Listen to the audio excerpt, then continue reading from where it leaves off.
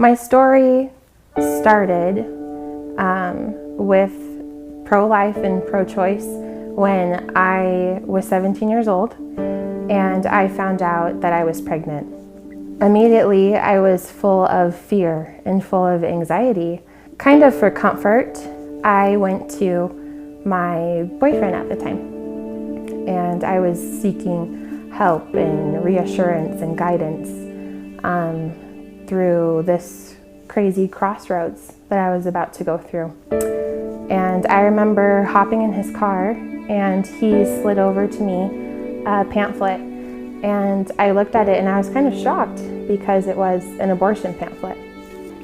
We kind of fed off of each other's fears and doubts at the time, and we chose abortion. I was very much emotional, very much kind of had a little bit of an understanding of what was about to happen, but those doubts and fears were still suppressing any reality of what was going on.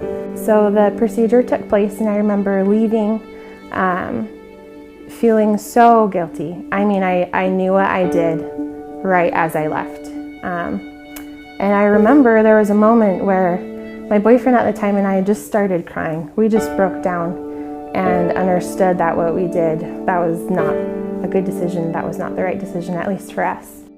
I did not tell family members. I did not tell other friends. I kind of just kept it to myself, and that's how I dealt with it. I lived like that for about 3 years, and I found myself again in the same situation with an unplanned pregnancy at the age of 19. But this time it was so much different. This time I didn't feel scared when I found out I was pregnant. I felt protective, and I felt a little bit peaceful, which was strange facing an unplanned pregnancy. I decided for the first time in a really long time to pray, to honestly pray, to bring in this higher power who knew better what I should do. I consulted with the baby's father, and we ultimately decided that there was a family waiting for that little boy. So we expressed all of this to a counselor that we were seeing at the time. So shortly after that, we met with this couple who had been waiting for a family, and we sat together, we talked, we got to know each other, asked each other questions, and I remember leaving that meeting with the baby's father, and we both kind of just looked at each other and were like, whoa, did you feel that? Did you feel that too? And we knew after that meeting that they were waiting for our son. Soon enough, the day came where I had my little baby boy, and I had him through a C-section. So I was able to spend 3 days in the hospital with him, talking with him, taking pictures with him, and bonding with him. And I left him with his parents.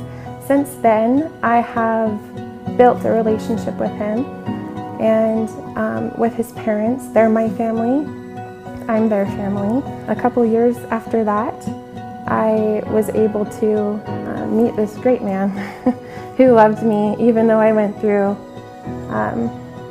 all of these things, and we had our own little girl. And so having her really opened up all of the walls that I put up in my heart towards pregnancy and towards feeling those emotions. Having her opened my heart to so much healing and so much love. I was healing before that, but I think after is really when lots of major reflection and healing took place, and self-love after such tragic events. In reflection of everything that has happened, I am so thankful for my little boy I was able to place for adoption. And I have so much faith and hope that I will be able to see my son that I lost to abortion again.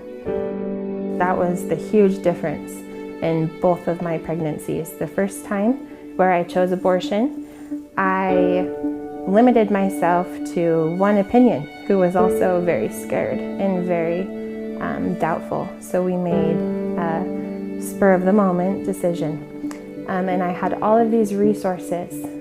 The second time I was facing an unplanned pregnancy, I had my family, I had a wonderful counselor, and I had guidance from God that I needed and that I craved. I am so thankful for change and for hope, regardless of all of these mistakes and trials that we go through in life.